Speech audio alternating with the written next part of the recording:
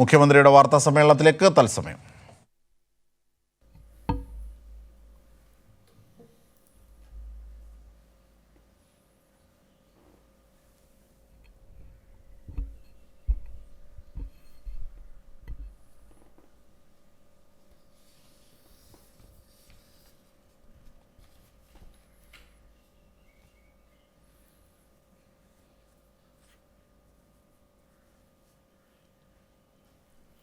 കോവിഡുമായി ബന്ധപ്പെട്ട വിവരങ്ങളാണ് ആദ്യം പറയാനുള്ളത്.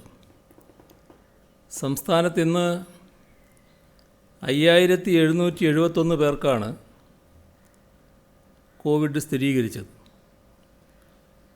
19 പേര് മരണമടഞ്ഞു. 72,392 പേരാണ് നിലവിൽ ചികിത്സയിലുള്ളത്. 5228 പേർക്കും സമ്പർക്കം മൂലമാണ് രോഗബാധയുണ്ടായത്. ഉറവിടമറിയാത്ത 410 പേരുണ്ട്. രോഗബാധ സ്ഥിരീകരിച്ചവരിൽ 45 പേർ ആരോഗ്യ പ്രവർത്തകരാണ്.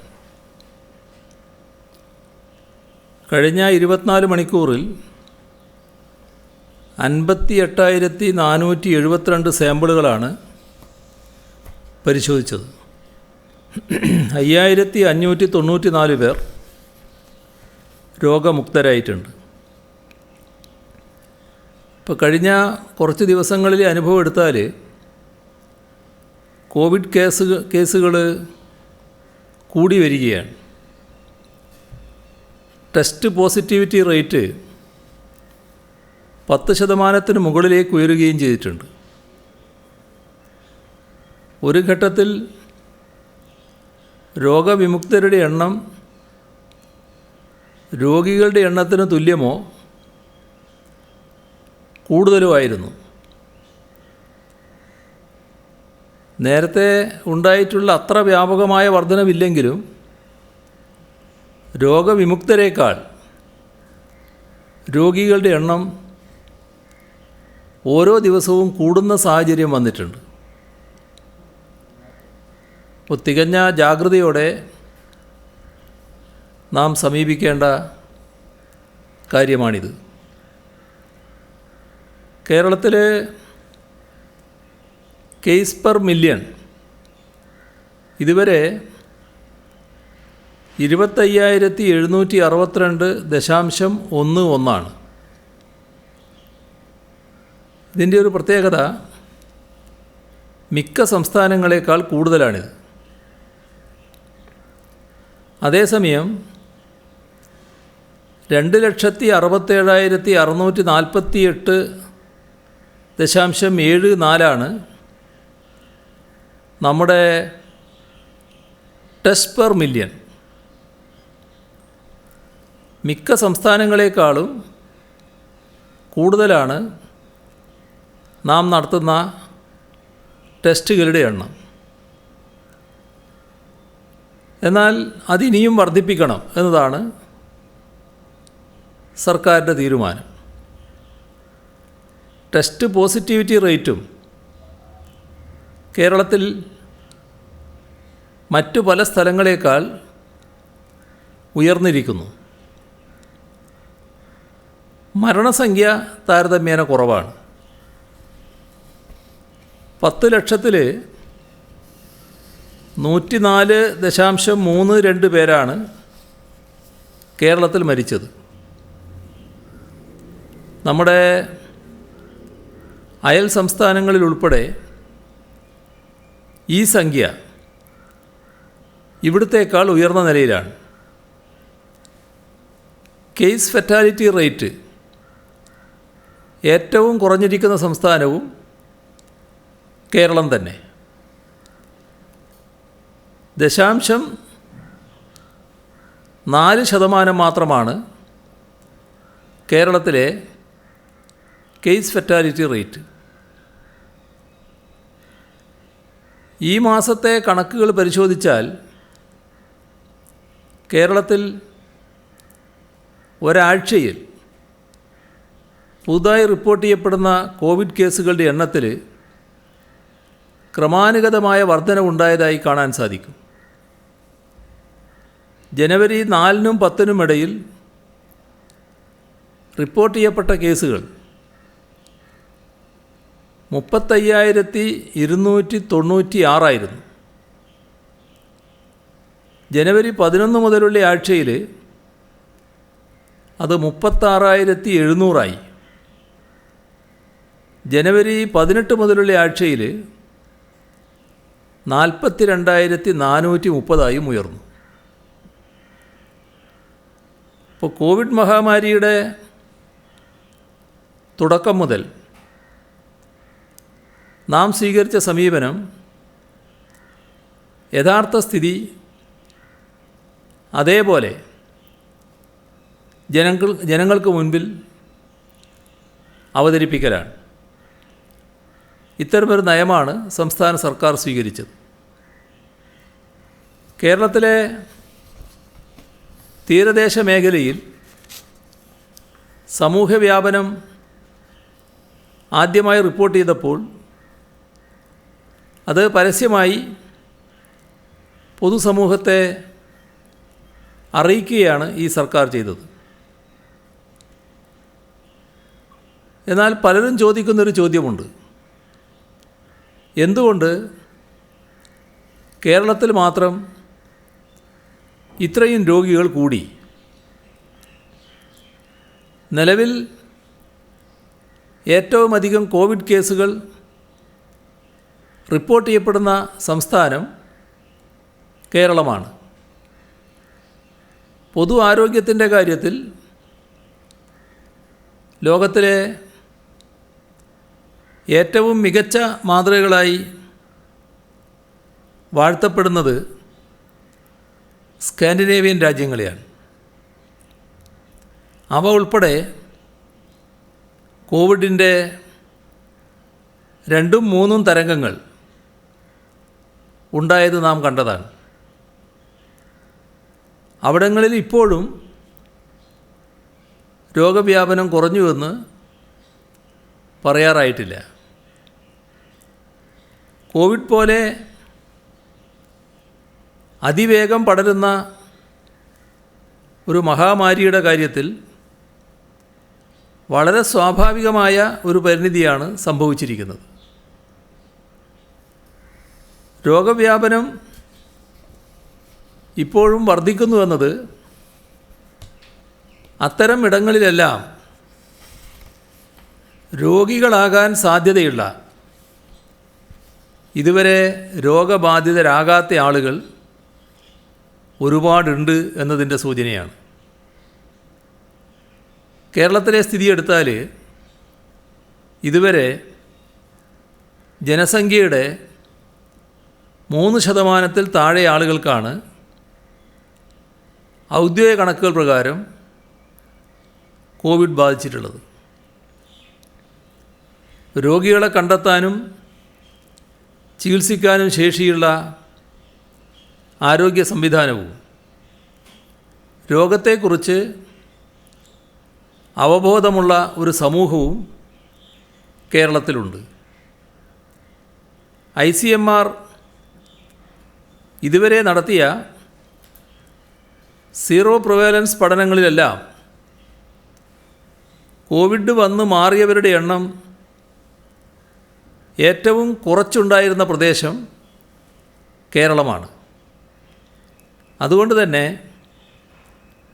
പുതിയ സീറോ പ്രിവാലൻസ് ഡാറ്റയുടെ സഹായത്തോടെ മാത്രമേ കേരളത്തിൽ നിലവിൽ രോഗവ്യാപനം ചിലർ ആരോപിക്കുന്ന രീതിയിൽ അസ്വാഭാവികമായോ എന്ന് പറയാൻ സാധിക്കുകയുള്ളൂ. നമ്മുടെ ആരോഗ്യ വ്യവസ്ഥയുടെ മികവിനെ വെല്ലുവിളിക്കുന്ന രീതിയിൽ കൈകാര്യം ചെയ്യാനാകാത്ത തലത്തിലേക്ക് രോഗവ്യാപനം വളർന്നില്ല എന്നതും നാം മനസ്സിലാക്കേണ്ടതാണ്. നമ്മുടെ ജാഗ്രതയുടെയും മികവിൻ്റെയും നേട്ടം തന്നെയാണിത്. അതുകൊണ്ട് തന്നെ വിമർശനങ്ങൾ ഏതൊക്കെ തരത്തിലുണ്ടായാലും കോവിഡിനെതിരെയുള്ള പ്രവർത്തനത്തിൽ നിന്നും സർക്കാർ പിന്നോക്കം പോകില്ല. യഥാർത്ഥ കണക്കുകൾ നിർഭയം ജനങ്ങൾക്ക് മുൻപിൽ വെക്കും. ഒത്തൊരുമിച്ച് ഈ മഹാമാരിയെ നമുക്ക് പ്രതിരോധിക്കേണ്ടതുണ്ട്. സർക്കാർ ആൻറ്റിജൻ ടെസ്റ്റുകളിലാണ് കൂടുതൽ ആശ്രയിക്കുന്നത് എന്ന് ഒരു പരാതിയുണ്ട്. കോവിഡ് ടെസ്റ്റുകളുടെ എണ്ണം പ്രതിദിനം 1,00,000 വർദ്ധിപ്പിക്കാൻ നിർദ്ദേശം നൽകിയിട്ടുണ്ട്. ഇതിൽ 75%, 1,00,000 ആകുമ്പോൾ 75,000 RT-PCR പരിശോധനയുമായിരിക്കും. അതിനുള്ള തയ്യാറെടുപ്പ് നടത്തിക്കൊണ്ടിരിക്കുകയാണ്. തിരുവനന്തപുരം മെഡിക്കൽ കോളേജിലെ കമ്മ്യൂണിറ്റി മെഡിസിൻ വിഭാഗം നടത്തിയ പഠനത്തിൽ 56% പേർക്ക് രോഗം ബാധിക്കുന്നത് വീടുകൾക്കകത്ത് നിന്ന് തന്നെയാണ് എന്ന് വ്യക്തമാക്കിയിട്ടുണ്ട്. അതായത് രോഗവുമായി പുറത്തുനിന്ന് വരുന്നവരാണ് വീട്ടിൽ കഴിയുന്നവർക്ക് രോഗം നൽകുന്നത്. ഇത് സംബന്ധിച്ച് വിശദമായി വാർത്ത വന്നിട്ടുള്ളതുകൊണ്ട് കൂടുതൽ വിശദീകരിക്കേണ്ടതില്ല. ഇതിൽ വീടിൻ്റെ കാര്യം പറഞ്ഞിട്ടുണ്ട്, ഹാളുകളുടെ കാര്യം പറഞ്ഞിട്ടുണ്ട്, പൊതുചടങ്ങുകളുടെ കാര്യം പറഞ്ഞിട്ടുണ്ട്, യാത്രയിൽ പൊതുവാഹനങ്ങളുടെ കാര്യവും പറഞ്ഞിട്ടുണ്ട്. അങ്ങനെ ഒരുപാട് കാര്യങ്ങൾ അവർ എടുത്തു പറഞ്ഞിട്ടുണ്ട്. അപ്പോൾ നമ്മുടെ ശ്രദ്ധ എവിടെയും കുറയാൻ പാടില്ല എന്നതാണ് ഇതിൽ നിന്നെല്ലാം വ്യക്തമാകുന്നത്. കോവിഡ് വ്യാപനം തടയുന്നതിൻ്റെ ഭാഗമായി ചില നടപടികളിലേക്ക് നാം കടക്കേണ്ടതായിട്ടുണ്ട്. നേരത്തെ തദ്ദേശ സ്വയംഭരണ തെരഞ്ഞെടുപ്പിന് മുൻപ് ഫലപ്രദമായി നമ്മുടെ സംസ്ഥാനത്ത് വാർഡ് തല സമിതികളുണ്ടായിരുന്നു. ഫലപ്രദമായി അവർ പ്രവർത്തിച്ചിരുന്നു. രോഗമുള്ളവരുടെ വീടുകളിൽ പാലിക്കേണ്ട ക്രമങ്ങളടക്കം ഈ വാർഡ് തല സമിതി അവിടെ പോയി നിർദ്ദേശിച്ചിരുന്നു. ആരെങ്കിലും ഒരാൾ, ആ സമിതിയിലുള്ള ഒരാൾ ഓരോ ഘട്ടത്തിലും വീട്ടിൽ ചെന്നിരുന്നു. അതിനകത്ത് തദ്ദേശ ഭരണ സ്ഥാപനത്തിലെ വാർഡ് അംഗമാണ് നേതൃത്വം വഹിക്കുന്നതെങ്കിൽ ആരോഗ്യ പ്രവർത്തകരുണ്ട്, ജനമൈത്രി പോലീസുണ്ട്, അവിടുത്തെ സന്നദ്ധ പ്രവർത്തകരുണ്ട്, ആശാവർക്കറെ പോലുള്ളവരുണ്ട്. അങ്ങനെ പലരും ഉൾക്കൊള്ളുന്നൊരു സമിതിയായിരുന്നു അത്. തദ്ദേശ ഭരണ സ്ഥാപന തെരഞ്ഞെടുപ്പിൽ നമ്മൾ മുഴുകിയതോടെ അത് വലിയ തോതിൽ നിർജ്ജീവമായിട്ടുണ്ട്. ഇപ്പോൾ എല്ലായിടങ്ങളിലും തദ്ദേശ ഭരണ സ്ഥാപനങ്ങൾ ഫലപ്രദമായി പ്രവർത്തിച്ചു തുടങ്ങി തെരഞ്ഞെടുപ്പിന് ശേഷം. അപ്പോൾ ആ സമിതി വീണ്ടും പുനർജീവിപ്പിക്കുകയാണ്. തദ്ദേശ സ്വയംഭരണ സ്ഥാപനങ്ങളിലെ വാർഡ് അംഗമായിരിക്കണം ഈ സമിതിക്ക് നേതൃത്വം നൽകുന്നത്. അവരെല്ലാ കാര്യങ്ങളിലും നേരത്തെ ഇടപെട്ടതുപോലെ ഇടപെട്ടു പോകുന്ന നിലയുണ്ടാവണം. അതോടൊപ്പം കോവിഡ് വ്യാപനം തടയുന്നതിൻ്റെ ഭാഗമായി കോവിഡ് വ്യാപനം തടയാൻ ഏറ്റവും പ്രധാനം നാം തന്നെ സ്വയം ജാഗ്രത പാലിക്കലാണ്. പക്ഷെ ചിലർ ജാഗ്രത പാലിക്കാൻ മറന്നുപോയാൽ അവരെ ഓർമ്മപ്പെടുത്തേണ്ടതുണ്ട്. അതിന് പോലീസിൻ്റെ നിരീക്ഷണം കൂടുതൽ ശക്തിപ്പെടുത്തണമെന്നാണ് കാണുന്നത്.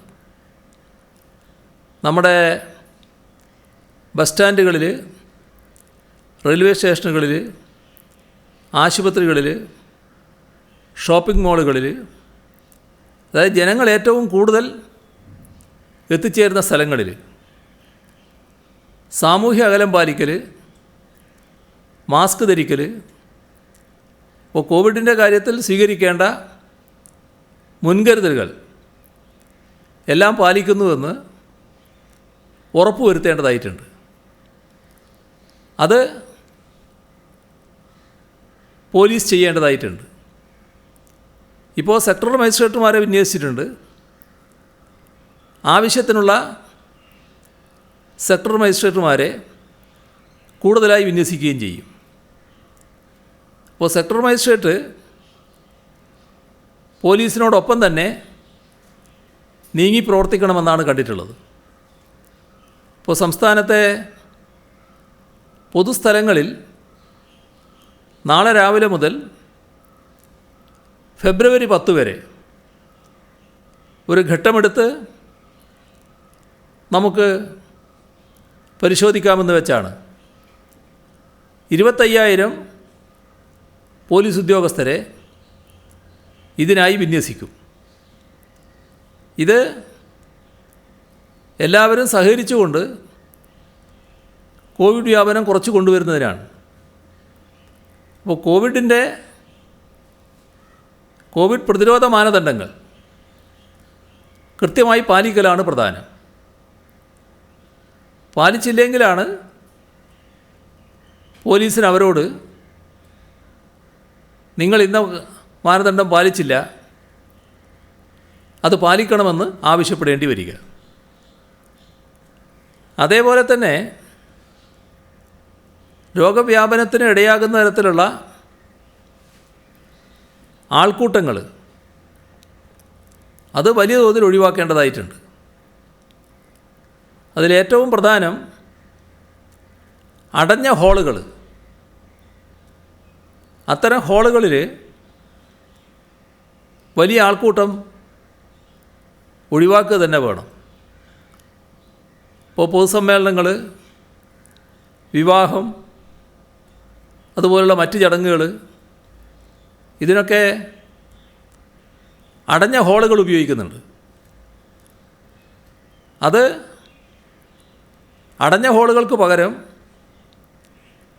തുറസായ സ്ഥലം, നല്ല വായു സഞ്ചാരം ഉണ്ടാവുക, അങ്ങനെയുള്ള സ്ഥലങ്ങളിൽ ശാരീരിക അകലം പാലിച്ച് നടത്തുന്നതാണ് നന്നാവുക. വിവാഹത്തിൻ്റെയൊക്കെ കാര്യത്തിൽ വലിയ തോതിൽ ശ്രദ്ധിക്കേണ്ടതായിട്ടുണ്ട്. നമ്മുടെ നാട്ടിൽ കോവിഡിന് മുൻപുള്ള അവസ്ഥ നമുക്കെല്ലാവർക്കും അറിയാവുന്നതാണ്. വലിയ പങ്കാളിത്തമാണ് വിവാഹ ചടങ്ങിലുണ്ടാകാറ്. എന്നാൽ കോവിഡ് വന്നതോടെ അതേറ്റവും ചുരുങ്ങിയ തോതിൽ നടത്താമെന്ന് നമ്മൾ മനസ്സിലാക്കുകയും അങ്ങനെ നടത്തുകയും ചെയ്തു. അയവ് നൽകിയപ്പോൾ പഴയ അതേ നിലയിലേക്ക് എത്തിയില്ലെങ്കിലും ഏകദേശം ആ നിലയിലേക്ക് എത്തത്തക്ക രീതിയിലുള്ള പങ്കാളിത്തമാണ് ഇപ്പോൾ ഉണ്ടായിക്കൊണ്ടിരിക്കുന്നത്. ഇത് ഒരു തരത്തിലും അനുവദിക്കാനാവില്ല. അതുകൊണ്ട് വിവാഹ ചടങ്ങുകൾ നടത്തുന്നവർ ആ ചടങ്ങ് പ്രധാനമാണ്, പക്ഷേ പങ്കാളിത്തം പരിമിതപ്പെടുത്തുന്നതിന് നല്ല ജാഗ്രത പാലിക്കേണ്ടതായിട്ടുണ്ട്. അതോടൊപ്പം ഈ ഹാളുകളിൽ പരിപാടികൾ നടത്തുന്നുണ്ടെങ്കിൽ ആ ഹാളിൻ്റെ ഉടമകളായിട്ടുള്ളവർ നല്ല രീതിയിൽ സഹകരിക്കണം. വലിയ ആൾക്കൂട്ടം ഉണ്ടാകാതിരിക്കലാണ് ഏറ്റവും പ്രധാനം. പിന്നെ നേരത്തെ നമ്മൾ രാത്രി യാത്ര നിരോധിച്ചിരുന്നു. ഇപ്പോൾ നിരോധനത്തിലേക്ക് പോകുന്നില്ല. പക്ഷേ 10 മണിക്ക് ശേഷമുള്ള യാത്ര പരമാവധി ഒഴിവാക്കാൻ ജനങ്ങളെല്ലാം സഹകരിക്കണം. ആ ഒരു അഭ്യർത്ഥന ജനങ്ങളുടെ മുന്നിൽ വെക്കുകയാണ്. വളരെ അത്യാവശ്യമൊരു കാര്യമുണ്ട്, അതിന് പോവുക എന്നല്ലാതെ അല്ലാത്തൊരു യാത്ര 10 മണിക്ക് ശേഷം വേണ്ട എന്ന് വെക്കണം.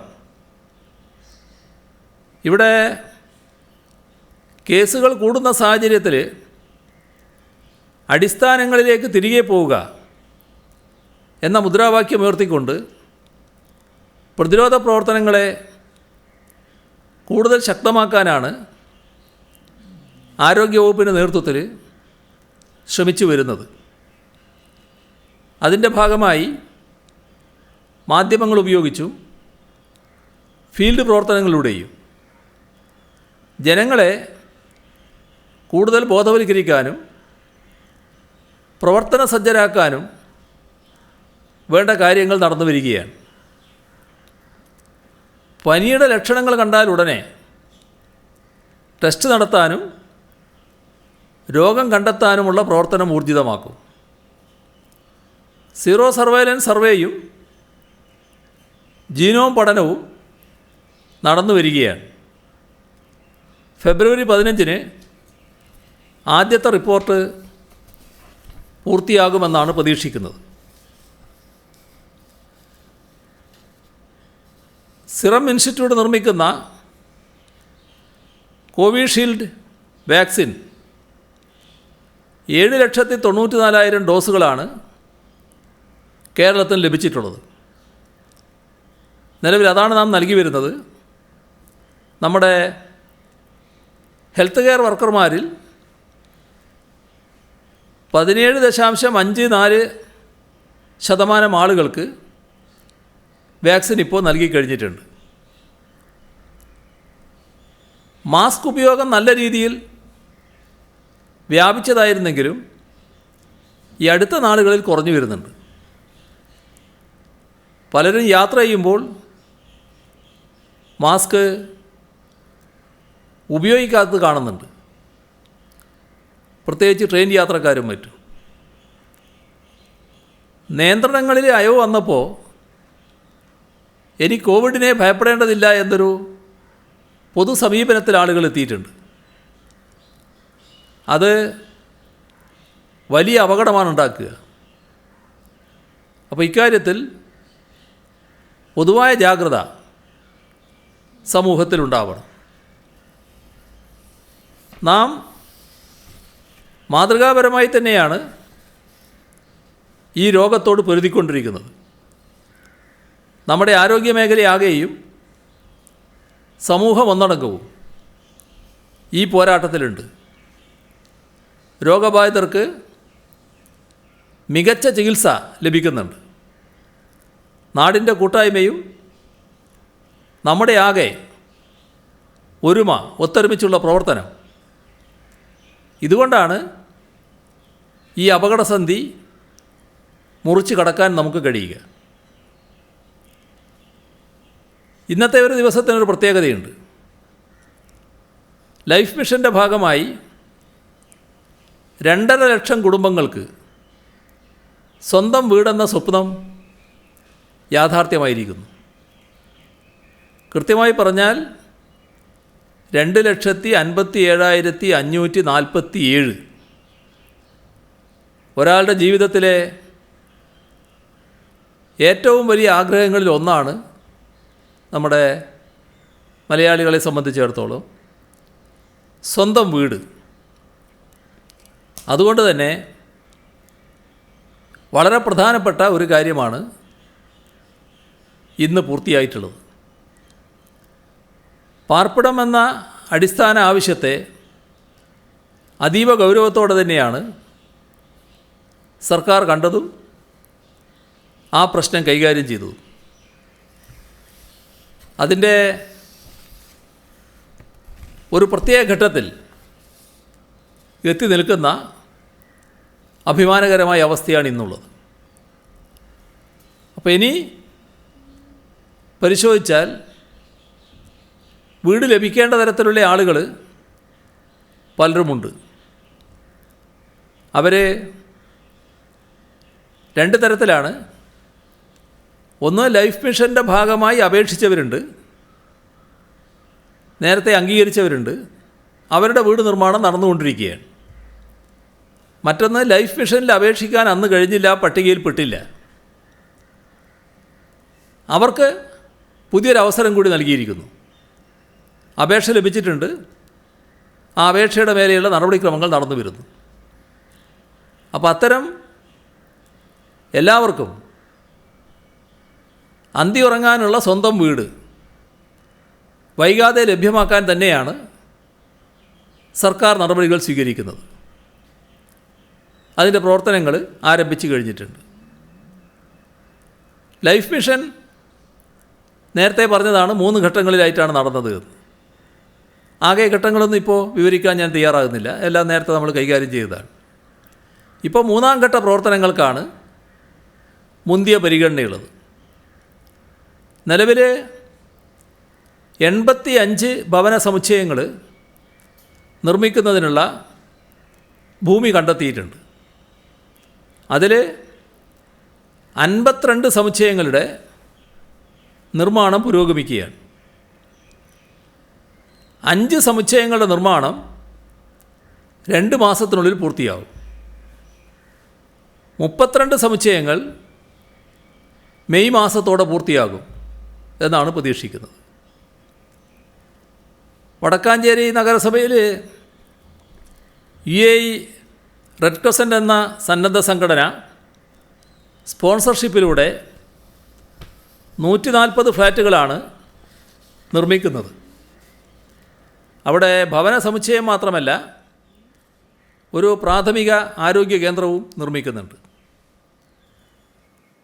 ജനങ്ങൾക്ക് അനുഭവവേദ്യമാകുന്ന ഇത്തരം വികസന പദ്ധതികൾ ആരുടെയെങ്കിലും ആക്ഷേപങ്ങളിലും ആരോപണങ്ങളിലും ഭയന്ന് സർക്കാർ ഉപേക്ഷിക്കില്ല എന്നതാണ് ആവർത്തിച്ച് വ്യക്തമാക്കാനുള്ളത്.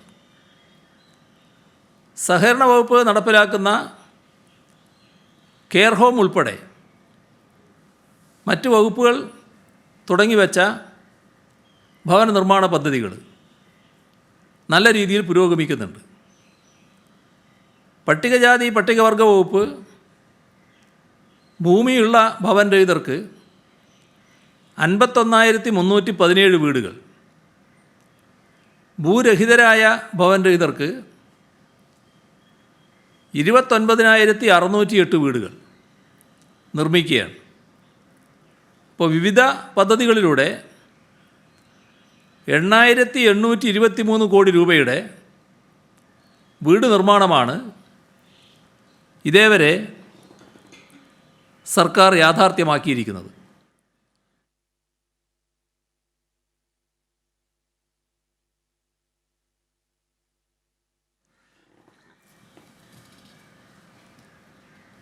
നാളത്തെ കേരളം എന്നതുകൊണ്ട് സർക്കാർ ഉദ്ദേശിക്കുന്ന പല കാര്യങ്ങളും വിവിധ മേഖലകളിൽ ഇനിയും പൂർത്തിയാകാനുണ്ട്.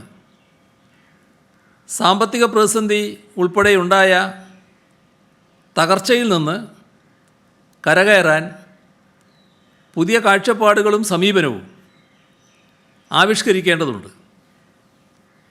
ആധുനിക മേഖലകൾ കണ്ടെത്തി വ്യവസായ ഉൽപ്പാദനം വർദ്ധിപ്പിക്കാനും കൃഷി ഭക്ഷ്യസംസ്കരണ വ്യവസായങ്ങൾക്ക് മുൻഗണന നൽകാനുമുള്ള സാധ്യതകളാണ് അത്യാവശ്യമായിട്ടുള്ളത്. അത്തരം കാര്യങ്ങൾക്ക് ശാസ്ത്രീയമായ പിന്തുണയും പിൻബലവും വേണം. ഭാവി കേരളത്തിൻ്റെ സൃഷ്ടിക്ക് ദിശാബോധം നൽകുക എന്ന ലക്ഷ്യത്തോടെ 9 സുപ്രധാന മേഖലകളിൽ നടപ്പിലാക്കേണ്ട പരിപാടികൾ നിർദ്ദേശിക്കാൻ സംസ്ഥാന ആസൂത്രണ ബോർഡ്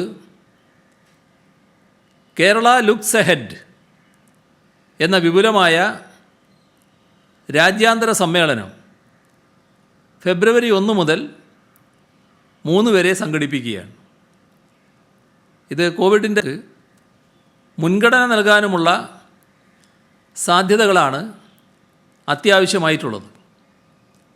അത്തരം കാര്യങ്ങൾക്ക് ശാസ്ത്രീയമായ പിന്തുണയും പിൻബലവും വേണം. ഭാവി കേരളത്തിൻ്റെ സൃഷ്ടിക്ക് ദിശാബോധം നൽകുക എന്ന ലക്ഷ്യത്തോടെ 9 സുപ്രധാന മേഖലകളിൽ നടപ്പിലാക്കേണ്ട പരിപാടികൾ നിർദ്ദേശിക്കാൻ സംസ്ഥാന ആസൂത്രണ ബോർഡ് കേരള ലുക്സ് എഹെഡ് എന്ന വിപുലമായ രാജ്യാന്തര സമ്മേളനം ഫെബ്രുവരി 1 മുതൽ 3 വരെ സംഘടിപ്പിക്കുകയാണ്. ഇത് കോവിഡിൻ്റെ പശ്ചാത്തലത്തിൽ ആളുകളെല്ലാം ഇവിടെ വന്ന് പരിപാടി നടത്തുക എന്നുള്ളതിന് സ്വാഭാവികമായും പ്രയാസമുണ്ട്. എന്നാൽ ലോകപ്രശസ്തരായ വിദഗ്ധരാണ് ഈ പരിപാടിയിൽ പങ്കെടുക്കുക. കോവിഡിൻ്റെ സാഹചര്യത്തിൽ ഈ കോൺഫറൻസ് പൂർണ്ണമായും ഓൺലൈനായാണ് സംഘടിപ്പിച്ചിട്ടുള്ളത്. രാജ്യാന്തര തലത്തിൽ പങ്കാളിത്തം ഉറപ്പാക്കുന്ന തരത്തിലുള്ള ഉന്നത വിദ്യാഭ്യാസം, ആധുനിക വ്യവസായ സാധ്യതകൾ, നൈപുണ്യ വികസനം, കൃഷി, മത്സ്യബന്ധനം, മൃഗസംരക്ഷണം, ടൂറിസം, വിവരസാങ്കേതികവിദ്യ, ഗവേണൻസ് തുടങ്ങിയ പ്രധാന സാമ്പത്തിക മേഖലകൾക്ക് പുറമേ തദ്ദേശ സ്വയംഭരണം, ഫെഡറലിസം, വികസനോന്മുഖ ധനവിനിയോഗം ഇത്തരം പ്രത്യേക വിഷയങ്ങളും ചർച്ചയ്ക്ക് വിധേയമാകും. രാജ്യാന്തര തലത്തിലും ഇന്ത്യക്കുള്ളിലും ഉണ്ടായ പുതിയ നീക്കങ്ങളും ഇടപെടലുകളും മനസ്സിലാക്കുവാനും അതിലൂടെ കേരളത്തിൻ്റെ പ്രത്യേകതകൾക്കനുസൃതമായ വികസന തന്ത്രങ്ങൾ രൂപീകരിക്കാനും ഈ കോൺഫറൻസ് സഹായിക്കുമെന്നാണ് സർക്കാർ പ്രതീക്ഷിക്കുന്നത്. കോവിഡ് കാരണം നഷ്ടപ്പെട്ട തൊഴിലും തൊഴിലവസരങ്ങളുമുണ്ട്. അവ വീണ്ടെടുക്കണമെങ്കിൽ ആധുനിക ശാസ്ത്ര സാങ്കേതിക രംഗത്തെ തൊഴിലവസരങ്ങളും നൂതന തൊഴിൽ സംരംഭങ്ങളുടെ പ്രോത്സാഹനവും അടിസ്ഥാന സൗകര്യ വികസനവും ഒന്നിച്ച് മുന്നോട്ട് കൊണ്ടുപോകാനാവണം. വിശ്രുത സാമ്പത്തിക വിദഗ്ധനും നോബൽ സമ്മാന ജേതാവുമായ പ്രൊഫസർ അമർത്യ സെൻ, സാമ്പത്തിക നോബൽ സമ്മാന ജേതാവ് പ്രൊഫസർ ജോസഫ് സ്റ്റിഗ്ലിറ്റ്സ്, വ്യവസായ പ്രമുഖരായ Shri Ratan Tata, Shri Anand Mahindra, Shri M A Yusuf Ali, Kiran Mazumdar Shah, doctor Ravi Pillai, Chris Gopalakrishnan, doctor Azad മൂപ്പൻ, ലോകാരോഗ്യ സംഘടനയുടെ WHO chief scientist doctor Soumya Swaminathan തുടങ്ങിയവർ സമ്മേളനത്തെ അഭിസംബോധന ചെയ്യുന്നുണ്ട്. ഇവരുടെ കാഴ്ചപ്പാടുകളും സംസ്ഥാനത്തിൻ്റെ ഭാവിക്കായി അവർ മുന്നോട്ട് വെക്കുന്ന ആശയങ്ങളും ഈ സമ്മേളനത്തെ സംബന്ധിച്ച് ഏറെ പ്രാധാന്യമർഹിക്കുന്നതാണ്. ഇതിൽ പങ്കെടുക്കുന്നതിന് പ്രത്യേക രജിസ്ട്രേഷൻ ആവശ്യമില്ല. ഏവർക്കും ഏത് സെഷനും കാണാൻ സാധിക്കുന്ന തരത്തിലാണ് സമ്മേളനത്തിൻ്റെ ക്രമീകരണം. കോൺഫറൻസ് വെബ്സൈറ്റായ www.keralalukahead luxahead.com എന്ന സൈറ്റിൽ എല്ലാ സെഷനുകളും ലൈവായി വീക്ഷിക്കാനാവും. കഴിഞ്ഞ ഡിസംബർ 17 പ്രഖ്യാപിച്ച സർക്കാരിൻ്റെ രണ്ടാം ഘട്ട 100-ദിന പരിപാടി, അതിൻ്റെ പുരോഗതി കഴിഞ്ഞ ദിവസം വിലയിരുത്തുകയുണ്ടായി. പദ്ധതികൾ അതിവേഗതയിൽ പുരോഗമിക്കുകയാണ്. 27 വകുപ്പുകളിലായി 150 പദ്ധതികളാണ് പൂർത്തിയാക്കുകയോ തുടക്കം കുറിക്കുകയോ ചെയ്തിരുന്നത്. ഈ 100-ദിന പരിപാടിയിൽ 50,000 തൊഴിലവസരങ്ങളാണ് സൃഷ്ടിക്കാൻ ലക്ഷ്യമിട്ടത്. ഇപ്പോൾ അവലോകനത്തിൽ കണ്ടത് 23,606 തൊഴിലവസരങ്ങൾ ഇതിനകം സൃഷ്ടിച്ചു കഴിഞ്ഞിട്ടുണ്ട്. 100 ദിവസത്തിനുള്ളിൽ 10,000 പട്ടയങ്ങൾ വിതരണം ചെയ്യണമെന്നാണ് ഉദ്ദേശിച്ചത്. എന്നാൽ 13,000 പട്ടയങ്ങൾ വിതരണത്തിന് തയ്യാറായിട്ടുണ്ട്. ഇപ്പോൾ പരിപാടി നല്ല രീതിയിൽ മുന്നോട്ട് പോകുന്നുവെന്നാണ് കാണുന്നത്. സർക്കാർ സംവിധാനത്തിൽ എപ്പോഴെങ്കിലും അഴിമതിയോ മറ്റ് തെറ്റുകളോ ഉണ്ടായാൽ പ്രതികരിക്കണമെന്നും ഇടപെടണമെന്നും ജനങ്ങൾ ആഗ്രഹിക്കാറുണ്ട്. പക്ഷേ ആരോടാണ് പരാതിപ്പെടേണ്ടത്? എന്ത് വിവരമാണ് നൽകേണ്ടത്? ഇതൊക്കെ ഉയർത്തുന്നതുകൊണ്ട് വ്യക്തിപരമായ ബുദ്ധിമുട്ടുകളും അപകടങ്ങളും സംഭവിക്കുമോ? ബുദ്ധിമുട്ടുന്നതുകൊണ്ട് എന്തെങ്കിലും ഗുണമുണ്ടാകുമോ? ഇങ്ങനെയൊക്കെയുള്ള ആശയക്കുഴപ്പം പലർക്കും ഉണ്ടാകാറുണ്ട്. സത്യസന്ധരായ ഉദ്യോഗസ്ഥരും ആശങ്കയിലാണ്. സത്യസന്ധമായി ജോലി ചെയ്യുന്നതിനിടയിൽ ആരെങ്കിലും വ്യാജ പരാതികൾ നൽകുമോ? മറ്റുപദ്രവങ്ങളുണ്ടാകുമോ എന്ന് ചിന്തിക്കുന്ന ചിലരും ഈ സത്യസന്ധരായ ഉദ്യോഗസ്ഥരിൽ കാണാൻ കഴിയും. ഈ സാഹചര്യത്തിലാണ് സർക്കാർ സംവിധാനങ്ങളിൽ ഉത്തരവാദിത്വം ഉറപ്പുവരുത്തുന്നതിനും അഴിമതിയെ തിരുത്തുന്നതിനും ജനങ്ങളുമായി സഹകരിച്ച് ഒരു പദ്ധതി ആരംഭിക്കുന്നത്. 2021 10 കർമ്മപരിപാടികളുടെ ഭാഗമായാണ് ഇത് നടപ്പാക്കുന്നത്. പൊതുജനങ്ങൾക്ക് തെളിവുകളടക്കം സമർപ്പിക്കാവുന്ന ഒരു വെബ്സൈറ്റ് ഒരുങ്ങുകയാണ്. ഇതുവഴി ഫോൺ സന്ദേശങ്ങൾ, സ്ക്രീൻഷോട്ട്സ്, SMS, ഓഡിയോ റെക്കോർഡിംഗ് തുടങ്ങിയ തെളിവുകൾ സമർപ്പിക്കാം. ജനങ്ങളുടെ പൂർണ്ണമായ സഹകരണത്തോടെയും പങ്കാളിത്തത്തോടെയും സർക്കാർ സംവിധാനങ്ങളിലുള്ള ദുഷ്പ്രവണതകളെക്കുറിച്ച് വിപുലമായ വിവരശേഖരണം സാധ്യമാവും. അതോടുകൂടി ഭാവിയിൽ ഈ പ്രവണതകൾ തടയുന്നതിനാവശ്യമായ ശക്തവും കൃത്യവുമായ ഇടപെടൽ നടത്താൻ സർക്കാരിന് കഴിയും. ജനങ്ങളുടെ പങ്കാളിത്തത്തോടുകൂടി നടത്തുന്ന പദ്ധതിയായതിനാൽ ഈ പദ്ധതിയുടെ പേര് ജനങ്ങൾക്ക് തന്നെ നിർദ്ദേശിക്കാം. അതിനുള്ള സൗകര്യങ്ങൾ ഒരുക്കി ഉടനെ പരസ്യപ്പെടുത്തും.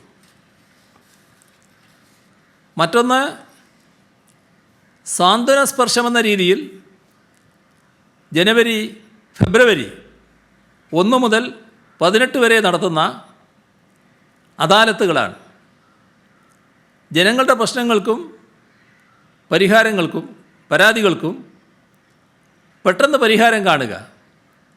അതിനാണ് മന്ത്രിമാരുടെ നേതൃത്വത്തിൽ ജില്ലാതലത്തിൽ ഈ പരിപാടി നടത്തുന്നത്.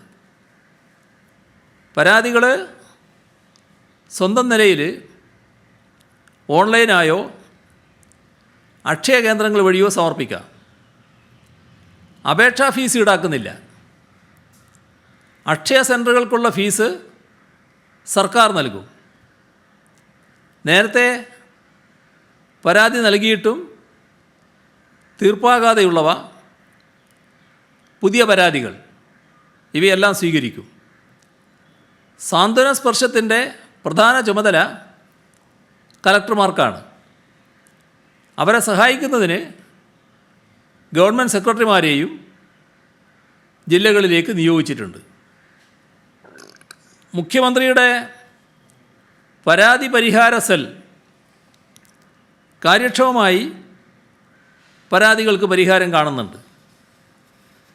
ഇതുവരെ ലഭിച്ചത് 3,21,049 പരാതികളാണ്.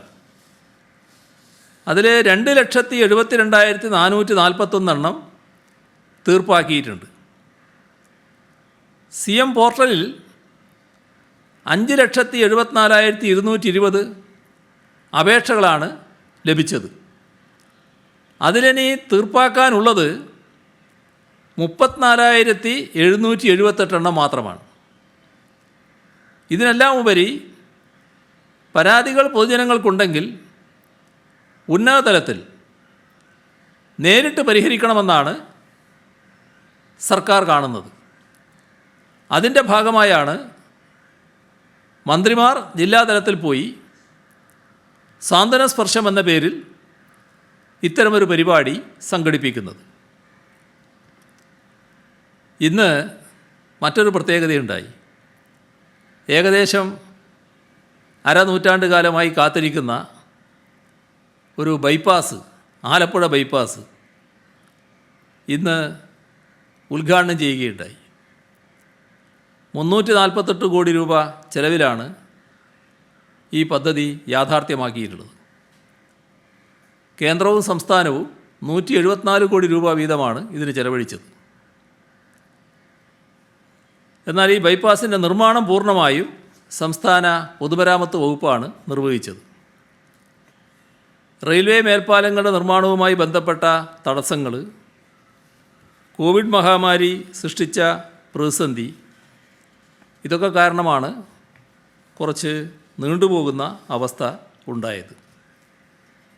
മറ്റ് സാധാരണ നിലക്കുള്ള നടപടികളും നമുക്കറിയാലോ. ഈ ഗവൺമെൻറ് അധികാരത്തിൽ വന്നതിന് ശേഷം അതിവേഗതയിലാണ് കാര്യങ്ങൾ നീങ്ങിയത്. റെയിൽവേ മേൽപ്പാലവുമായി ബന്ധപ്പെട്ട തടസ്സങ്ങൾ നീക്കുന്നതിന് അവിടെയുള്ള ഇപ്പോഴത്തെ MP ആരിഫ് ഇടപെട്ടതിൻ്റെ കാര്യങ്ങൾ അദ്ദേഹം യോഗത്തിൽ വിവരിക്കുന്ന അവസ്ഥയുണ്ടായി. ഏതായാലും അത് യാഥാർത്ഥ്യമാക്കാൻ കഴിഞ്ഞു എന്നത് സന്തോഷകരമായ ഒരു കാര്യമാണ്. ഇത്രയും വിവരങ്ങളാണ് നിങ്ങളുമായി ഇന്ന് പങ്കുവെക്കാനുള്ളത്.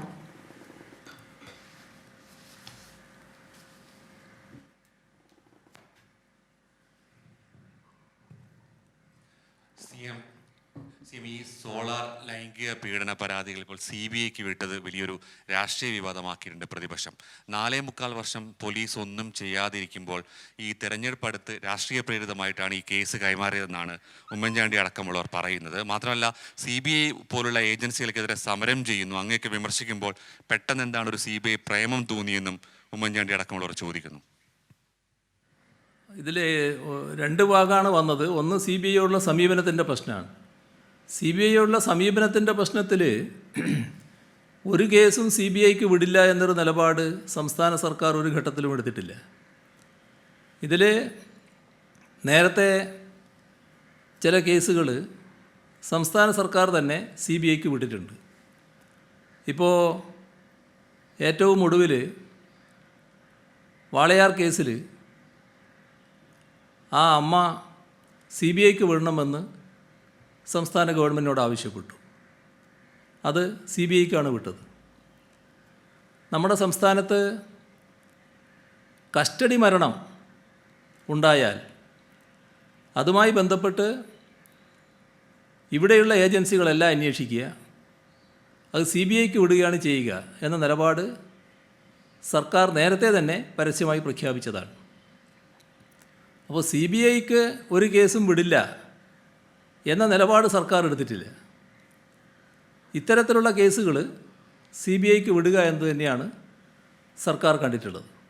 ഇവിടെ വരുന്ന രണ്ടാമത്തെ പ്രശ്നം സോളാർ കേസ് എന്തിനാണ് വിട്ടത് എന്നാണ്. അതിൽ സാധാരണഗതിയിൽ ചിന്തിക്കേണ്ടത് സർക്കാരിന് വേറെ എന്താണ് വഴി. ഈ കേസുമായി ബന്ധപ്പെട്ട വനിത സാധാരണഗതിയിൽ സർക്കാരിന് മുന്നിലൊരു അപേക്ഷ തരികയാണ്. ഈ കേസ് CBIക്ക് വിടണം. പോലീസ് അന്വേഷണത്തിൽ വേണ്ടത്ര പുരോഗതി ഉണ്ടാകുന്നില്ല. സാധാരണ നിലക്കുള്ള ഒരു ഇരയുടെ പരാതിയാണത്. അത്തരമൊരു പരാതി സർക്കാർ സ്വീകരിച്ചില്ല എന്ന് വിചാരിക്കുക, അങ്ങനെയൊന്ന് സങ്കല്പിക്കുക.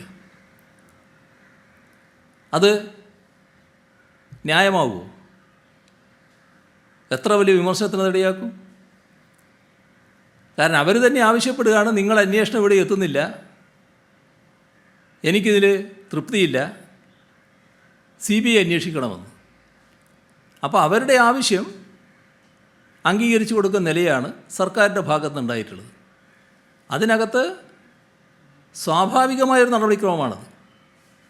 ഏതെങ്കിലും തരത്തിലുള്ള രാഷ്ട്രീയമായൊരു ദുരുദ്ദേശം അതിൽ കാണേണ്ടതേയില്ല.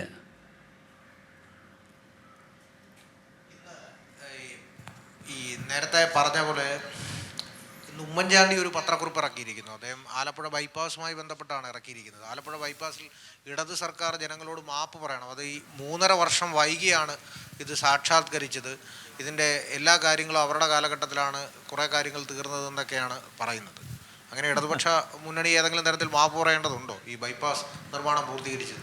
ഞാൻ പറഞ്ഞല്ലോ, 40 വർഷമായിട്ട് കിടക്കുന്നൊരു സംഗതിയാണിത്. 1990-ലാണ് ഇത് തുടങ്ങുന്നതെന്നാണ് തോന്നുന്നത്. 40 വർഷമായിട്ട് ആളുകൾ കാത്തു നിൽക്കുന്നുണ്ട് ഇതിനു വേണ്ടിയിട്ട്. എന്നിട്ടും എവിടെയും എത്തിയില്ല. ഈ സർക്കാർ അധികാരത്തിൽ വരുമ്പോൾ അത് വല്ലാത്തൊരവസ്ഥയിൽ കിടക്കുകയായിരുന്നു. അത് പൂർത്തിയാക്കുന്നതിന് PWD വകുപ്പ് ഫലപ്രദമായി പ്രവർത്തിച്ചിട്ടുണ്ട്. സർക്കാർ എന്ന നിലക്ക് ആ കാര്യത്തിൽ വലിയ തോതിൽ ഇടപെട്ടിട്ടുമുണ്ട്. അതിൻ്റെ ഭാഗമായാണ് ഇപ്പോൾ അത് പൂർത്തിയാക്കാൻ കഴിഞ്ഞത്. ഉമ്മൻചാണ്ടിയുടെ ഗവൺമെൻറ് 2016-ലുള്ളപ്പോൾ ആ വർക്ക് പൂർത്തിയാകത്തക്ക നിലയിലായിരുന്നില്ല കിടന്നത്. എന്നാൽ അതിവേഗതയിൽ കാര്യങ്ങൾ നീക്കാൻ പിന്നീട് കഴിഞ്ഞിട്ടുണ്ട്. അതിന് ഫലമുണ്ടായിട്ടുണ്ട്. അതിന് ഇടയ്ക്ക് വന്ന തടസ്സം കോവിഡുമായി ബന്ധപ്പെട്ടതായിരുന്നു. അപ്പോൾ ആളുകളൊക്കെ, തൊഴിലാളികൾ പലരും ഇവിടെ ഇല്ലാതായി. കോവിഡിൻ്റെ ഒരു ശമനം വന്നതിന് ശേഷമാണ് പിന്നെ അവരെയൊക്കെ തിരിച്ചു കൊണ്ടുവന്നത്. അങ്ങനെ ഒരു തടസ്സം കൂടി ഈ അവസാന ഘട്ടത്തിലുണ്ടായി. അതല്ലാതെ അവർ ആകെ പൂർത്തിയാക്കി വെച്ച് പിന്നെ അത് ഉദ്ഘാടനം ചെയ്യാൻ ഇത്രയും വൈകിപ്പോയി എന്ന തരത്തിൽ ഒരു പ്രചരണം അഴിച്ചു വിട്ടാൽ ആലപ്പുഴക്കാർക്ക് ഇതിൻ്റെ എല്ലാ അവസ്ഥയും അറിയാലോ. അത് തീർത്തും നിരുത്തരവാദിത്വപരമായൊരു പ്രസ്താവനയായി പോയി എന്ന് മാത്രമേ എനിക്ക് പറയാൻ പറ്റൂ. കോവിഡിൻ്റെ കാര്യത്തിലാണ് ഒരു ഈ നിയന്ത്രണങ്ങളെക്കുറിച്ച് പറഞ്ഞു. നിയന്ത്രണങ്ങളെക്കുറിച്ച് ഒരു വ്യക്തതയില്ല. അതുകൊണ്ടാണ് ചോദിച്ചത്. ഈ കല്യാണത്തിന് ആൾക്കാർ പങ്കെടുക്കുന്ന കാര്യത്തിൽ, കട തുറന്ന് പ്രവർത്തിക്കുന്ന കാര്യത്തിൽ 10 മണിക്ക് ശേഷം യാത്രയുടെ കാര്യം CM പറഞ്ഞു. അപ്പോൾ ഏതെങ്കിലും തരത്തിലുള്ള നിയന്ത്രണം നിർദ്ദേശിക്കപ്പെട്ടിട്ടുണ്ടോ? അത് ഉത്തരവായി ഇറങ്ങും, വ്യക്തതയോടെയുള്ള ഉത്തരവിറങ്ങും. പ്രധാനപ്പെട്ട കാര്യം, ഈ സോളറുമായി ബന്ധപ്പെട്ട് തന്നെ ഉമ്മൻചാണ്ടി 2 കാര്യങ്ങൾ ചോദ്യമായി ഉന്നയിച്ചിരുന്നു ഈ കേസ് CBIക്ക് വിട്ടതിന് ശേഷം. അതിലൊന്നാമത്തേത്, ഇതുമായി ബന്ധപ്പെട്ട് നേരത്തെ എടുത്തിരുന്ന ക്രിമിനൽ കേസുകൾ എടുത്തിരുന്നു. അപ്പോൾ ആ കേസുകളുടെ കാര്യത്തിൽ ഇത്രയും നാൾ ഈ സർക്കാർ ഒരു നടപടിയും ഉണ്ടായില്ല. 3 DGPമാർ ആ കേസ് അന്വേഷിച്ചു. എന്നിട്ട് അവസാനം ഇത് CBIക്ക് വിട്ടത് മറ്റൊരാളുടെ തലയിലേക്ക് ഇത് കെട്ടിവെക്കുന്നതാണ്. രണ്ടാമത്തേത്, ഈ ശിവരാജൻ കമ്മീഷൻ റിപ്പോർട്ടിനകത്ത് ഒരു പ്രധാന ഭാഗമെന്ന് പറയുന്നത് ഈ സരിത ആരോപണങ്ങൾ ഉന്നയിച്ചുകൊണ്ടുള്ള കത്തായിരുന്നു. ആ കത്ത് ഒഴിവാക്കുന്നതിന് വേണ്ടി കോടതി വിധിയുണ്ടായി, ഹൈക്കോടതി വിധി. അതിൽ എന്തുകൊണ്ട് സർക്കാർ അപ്പീലിന് പോയില്ല? ഈ 2 ചോദ്യങ്ങൾക്കും മറുപടി ഉണ്ടോ? ഇത് എങ്ങനെയാണ് ഉമ്മൻചാണ്ടിക്ക് രക്ഷയായി മാറുന്നതെന്ന് എനിക്ക് മനസ്സിലാകുന്നില്ല. ഇതിൽ നമ്മൾ കാണേണ്ടത്, ഈ കേസുമായി ബന്ധപ്പെട്ട് അതുമായി ബന്ധപ്പെട്ടൊരു അന്വേഷണ കമ്മീഷൻ ഉണ്ടായി. അന്വേഷണ കമ്മീഷൻ്റെ മുന്നിൽ ഒരുപാട് വസ്തുതകൾ വന്നു. അതൊന്നും പറയാൻ പറ്റുന്ന കാര്യങ്ങളല്ല, ഞാനിപ്പോൾ പറയുന്നുമില്ല. അത്തരം കാര്യങ്ങളിലേക്കൊന്നും ഞാനിപ്പോൾ കടന്നു പോകുന്നില്ല. അതുമായി ബന്ധപ്പെട്ട് ഒരു സ്ത്രീക്കുണ്ടായ ദുരനുഭവങ്ങൾ അവർ കമ്മീഷൻ്റെ മുന്നിൽ തുറന്നു പറഞ്ഞതിൻ്റെ ഭാഗമായിട്ടാണല്ലോ കമ്മീഷൻ അതിൽ ശക്തമായ നിലപാടെടുത്തത്. വളരെ ശക്തമായ റിപ്പോർട്ടാണല്ലോ കമ്മീഷൻ നൽകിയത്. അത് കേസായി അന്വേഷിക്കുന്നതിന് പോലീസിനെ ഏൽപ്പിച്ചു. ആ അന്വേഷണം തുറന്നു വരുന്നുണ്ട്. ആ അന്വേഷണം നടന്നുകൊണ്ടിരിക്കുന്നുണ്ട്. പോലീസിൻ്റെ അന്വേഷണം നടന്നുകൊണ്ടിരിക്കുകയാണ്. അതിൽ ഉമ്മൻചാണ്ടി പറഞ്ഞതിൻ്റെ ഒരു ഭാഗമുണ്ട്. സംസ്ഥാന ഗവൺമെൻറ് ഇടപെട്ട് അത് വല്ലാതെ ത്വരിതപ്പെടുത്തുന്നതിനോ അല്ലെങ്കിൽ സാധാരണ അവരുടെ കാലത്തൊക്കെ ചെയ്തിരുന്നത് പോലെ സംസ്ഥാന ഗവൺമെൻറ് തന്നെ നേരിട്ട് അന്വേഷണ ഏജൻസിയെ ഇന്ന വഴിക്ക് നടക്കണം എന്ന് പറഞ്ഞുകൊണ്ട് നടത്തിക്കുകയോ അതിനൊന്നും ഞങ്ങൾ പുറപ്പെട്ടിട്ടില്ല എന്നുള്ളത് വസ്തുതയാണ്. അത് അവരെ ഏൽപ്പിച്ചു. അവരെ അന്വേഷണം തുടരുന്നു. ആ അന്വേഷണം നടന്നുകൊണ്ടിരിക്കുന്നു. അത് ഫലപ്രദമായി തന്നെ തുടരുന്നു എന്നാണ് ഇപ്പോഴും ഞാൻ മനസ്സിലാക്കുന്നത്. ആ ഭാഗത്ത് എന്തെങ്കിലും കുറവുള്ളത് കൊണ്ടല്ല. അതിനിടക്കാണ് ഈ ഇരയായ വനിതയുടെ ഭാഗത്ത് നിന്ന് ഒരു അപേക്ഷ വരുന്നത്. എനിക്ക് തൃപ്തികരമായ നിലയിൽ ഈ അന്വേഷണം നടക്കുന്നില്ല. ഇത് CBIക്ക് വിടണം. അപ്പോൾ ഇരയായൊരു സ്ത്രീ അന്വേഷണ ഏജൻസിയെ തന്നെ മാറ്റണം എന്നാവശ്യപ്പെടുകയാണ്. അങ്ങനൊരു ഘട്ടം വരുമ്പോൾ ഞങ്ങളെന്തിനാണ് അതിൽ അന്വേഷണ ഏജൻസിയെ മാറ്റേണ്ടതില്ല എന്ന് നിർബന്ധം പിടിക്കേണ്ട കാര്യം? അതിലാണ് അവർക്ക് കൂടുതൽ നീതി കിട്ടുക എന്ന് തോന്നുന്നുണ്ടെങ്കിൽ അതായിക്കോട്ടെ. ഞങ്ങൾ അതിപ്പോൾ CBIയെ അറിയിച്ചിട്ടുണ്ട്. അതിനാവശ്യമായ സാധാരണ നടപടികളിലൂടെ അറിയിച്ചിട്ടുണ്ട്. പിന്നെ കേസുമായി ബന്ധപ്പെട്ട് ഇവരെ കത്തില്ലായ്മയോ ഒന്നും കേസിനെ ബാധിക്കുന്ന കാര്യമല്ല. അതിനകത്ത് അന്വേഷണ കമ്മീഷൻ റിപ്പോർട്ടിൻ്റെ ഭാഗമായിട്ടാണ് കേസ് എടുത്തിട്ടുള്ളത്. അപ്പോൾ അതുമായി ബന്ധപ്പെട്ട് ആ കേസ് അന്വേഷിക്കുന്ന ഘട്ടത്തിലാണ് മറ്റ് കാര്യങ്ങൾ തുറന്നു വരുന്നത്. അപ്പോൾ ആ പറയുന്ന കത്തുള്ളതോ ഇല്ലാത്തതോ കേസ് അന്വേഷണത്തെ ഒരു തരത്തിലും ബാധിക്കുന്നതല്ല. അതുകൊണ്ട് തന്നെ അതുമായി ബന്ധപ്പെട്ട് മറ്റ് നടപടികളിലേക്ക് സ്വാഭാവികമായി പോയിട്ടുണ്ടാവില്ല. ആദ്യ ഉമ്മൻചാണ്ടി സർക്കാരിൻ്റെ അവസാന ക്യാബിനറ്റ് യോഗമാണ് ലാവ്ലിൻ കേസ് സുപ്രീം കോടതിക്ക് വിട്ടത്. അതിനുള്ള രാഷ്ട്രീയ മറുപടിയും പകരം വീട്ടലുമായും ഇത് വ്യാഖ്യാനിക്കപ്പെടുന്നുണ്ട്. ഒരിക്കലുമല്ല, അങ്ങനെയൊരു കാര്യമില്ല. അതിലൊന്നും ഒരു പ്രതികാര ചിന്തയോട് കൂടിയല്ലാലോ ഞങ്ങളാരും ഇരിക്കുന്നത്. നമ്മൾ അതൊക്കെ സ്വാഭാവികമായി അവരുടേതായ ഒരു രീതി അനുസരിച്ച് ചെയ്ത കാര്യങ്ങളായിട്ട് മാത്രമാണല്ലോ കാണുന്നത്. പക്ഷേ അതിൽ നമ്മൾ കാണേണ്ട ഒരു കാര്യമുണ്ട്. അതിന് ഉമ്മൻചാണ്ടി പറഞ്ഞൊരു വിശദീകരണമുണ്ട്. ആ വിശദീകരണം വളരെ പാപ്പരായിപ്പോയി. അതായത് സ്വന്തം ഏജൻസി അന്വേഷിച്ചിട്ട് ആ ഏജൻസി തീർത്തും ഒരു നിലപാടെടുത്തു. ആ നിലപാടെടുത്ത ഏജൻസിയുടെ തലവനെ അന്ന് മാറ്റിയ കാര്യം നിങ്ങളെല്ലാവരും റിപ്പോർട്ട് ചെയ്തതാണ്. രാഖ് രാമാനം മാറ്റുകയായിരുന്നു അതിൻ്റെ ഭാഗമായിട്ട്. അത് നമ്മളാരും മറന്നിട്ടില്ല. എന്നിട്ടാണ് CBIക്ക് വിടുന്നത്. അദ്ദേഹത്തിൻ്റെ പേര് ഞാനിപ്പോൾ ഓർക്കുന്നില്ല എന്തായിരുന്നു എന്നുള്ളത്. പക്ഷേ അങ്ങനെയൊരു കാര്യം സംഭവിച്ചത് കേരള സമൂഹം മറന്ന കാര്യമല്ല. അപ്പോൾ എത്രമാത്രം തെറ്റായ രീതിയിലായിരുന്നു കാര്യങ്ങൾ നീക്കിയത് എന്നാണ് നാം കാണേണ്ടത്. അങ്ങനെയൊരു സമീപനം ഈ കാര്യത്തിലില്ല. ഇത് അവരാവശ്യപ്പെട്ടു. അതും ഇതും തമ്മിൽ എന്താ താരതമ്യം? അത് ഗവൺമെൻറ് ഏകപക്ഷീയമായി എടുത്ത നിലപാടാണ്. ഗവൺമെൻറ് ഏകപക്ഷീയമായൊരു നിലപാടെടുത്തു.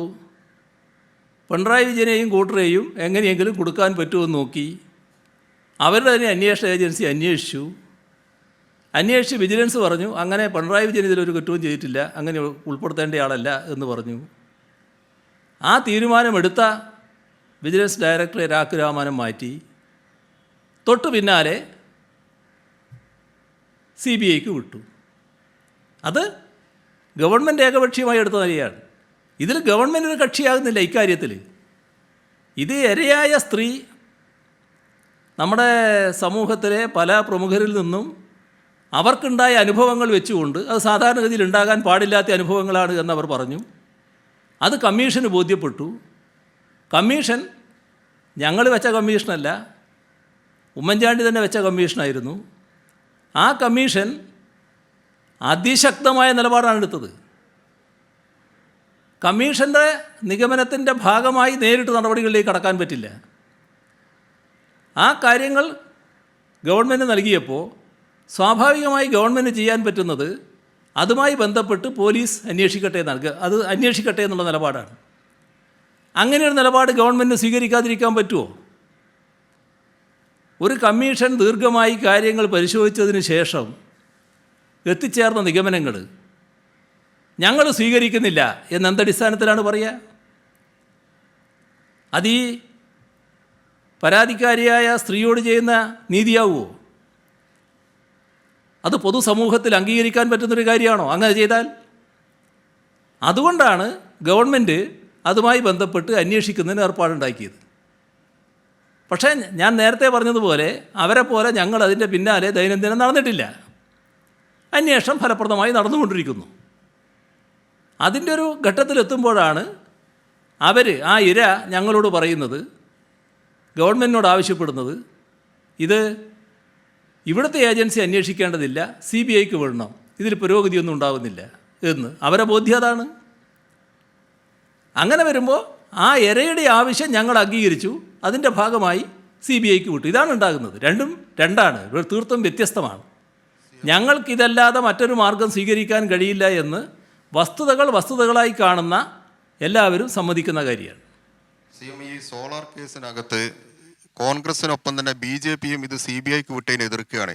എന്തുകൊണ്ടായിരിക്കാം അത്? BJPയുടെ അഖിലേന്ത്യാ വൈസ് പ്രസിഡന്റിനെതിരായ കേസ് കൂടി CBI അന്വേഷിക്കുന്നതുകൊണ്ടാണോ, അതിന് വിട്ടത് കൊണ്ടാണോ? അത് കേരളത്തിനകത്ത് ഉണ്ടാകുന്ന ഒരു പ്രശ്നമുണ്ട്.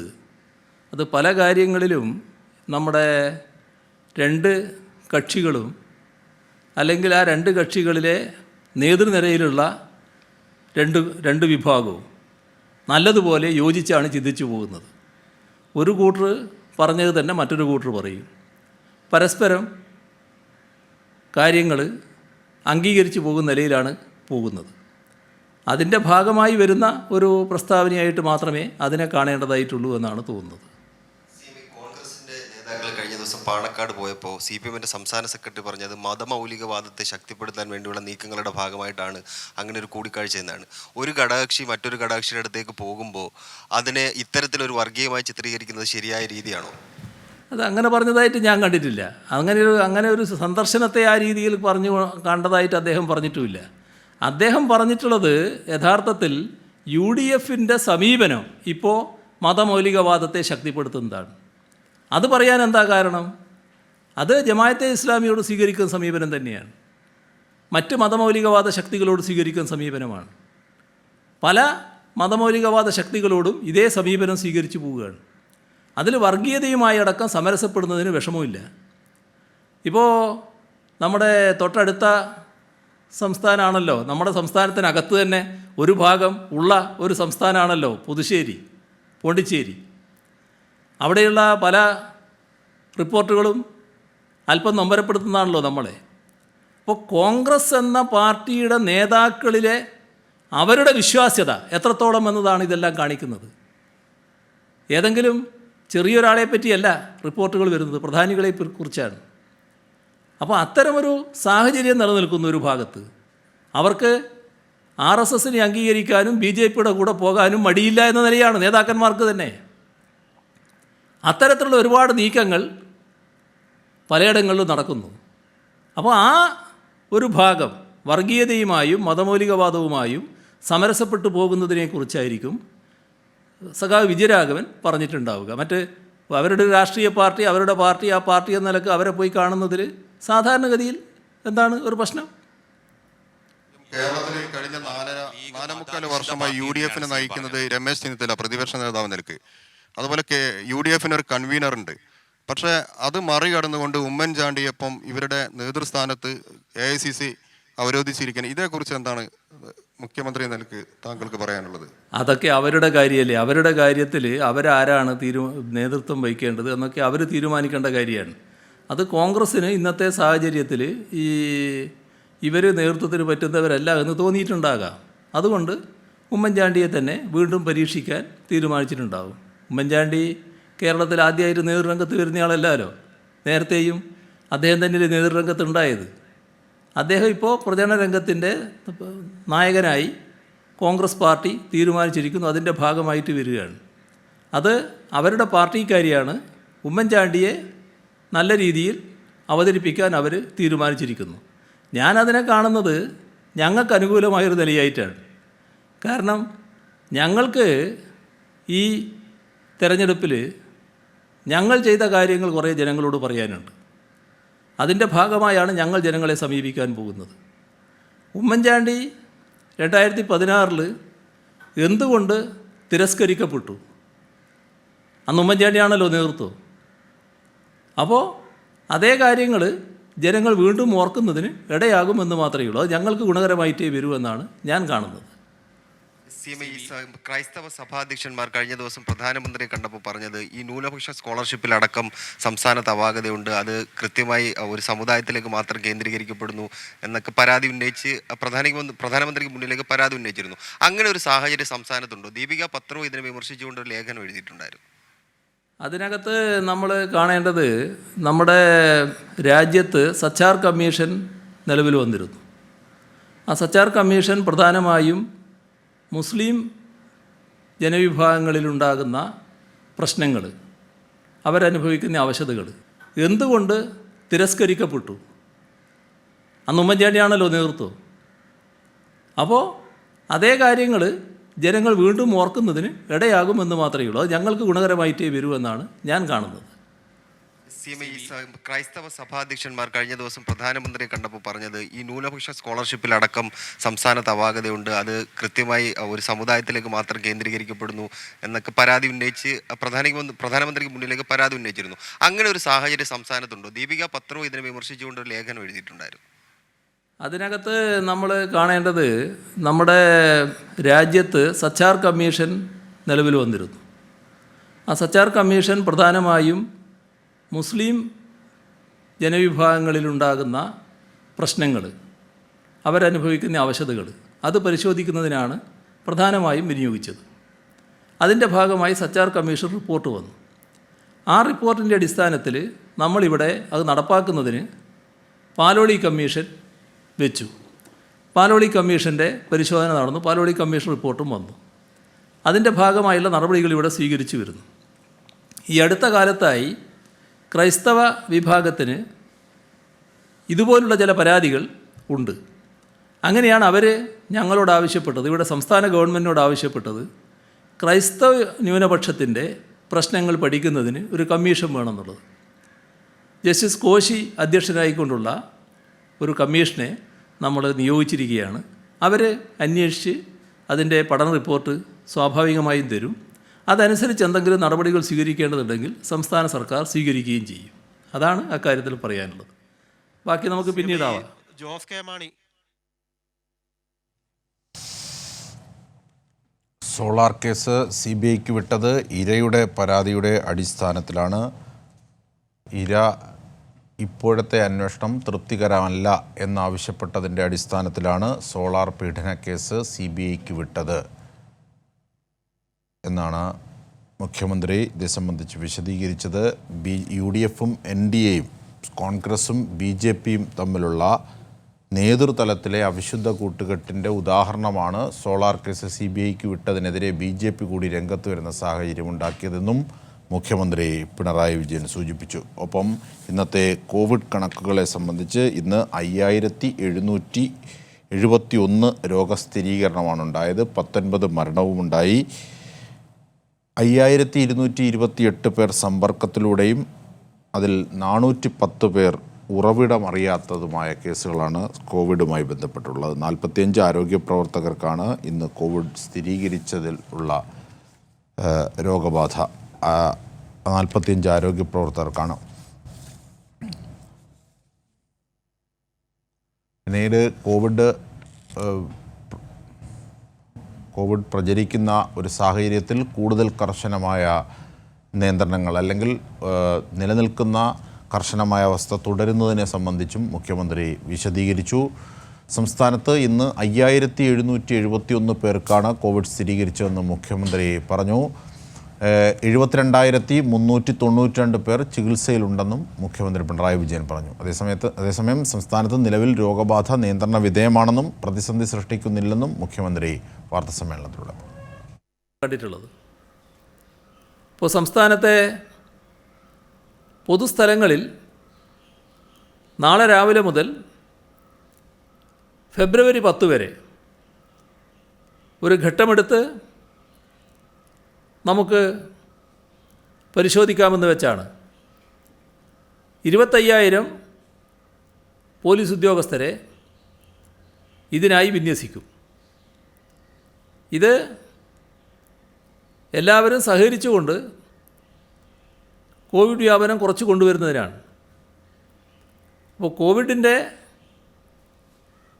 കോവിഡ് പ്രതിരോധ മാനദണ്ഡങ്ങൾ കൃത്യമായി പാലിക്കലാണ് പ്രധാനം. അതേപോലെ തന്നെ രോഗവ്യാപനത്തിന് ഇടയാകുന്ന തരത്തിലുള്ള ആൾക്കൂട്ടങ്ങൾ അത് വലിയ തോതിൽ ഒഴിവാക്കേണ്ടതായിട്ടുണ്ട്.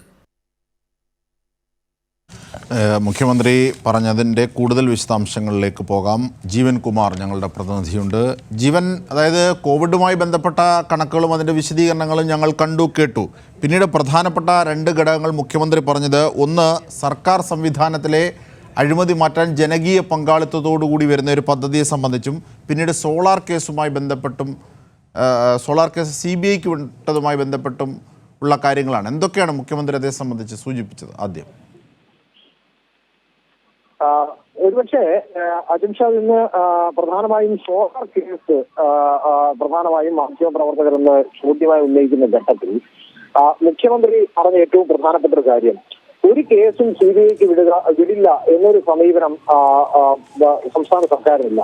വാളയാർ കേസ് അല്ലെങ്കിൽ നിലവിൽ സംസ്ഥാനത്തെ പോലീസ് സ്റ്റേഷനുകളിൽ ഉണ്ടാകുന്ന കസ്റ്റഡി മരണ കേസുകൾ ഇവയെല്ലാം CBIക്ക് കൈമാറുക എന്നത് സർക്കാരിന്റെ ഒരു നയമാണ്. കസ്റ്റഡി മരണ കേസുകൾ സാധാരണ നിലയിൽ CBIക്ക് വിടുക എന്നത് സംസ്ഥാന സർക്കാരിന്റെ നയമാണ്.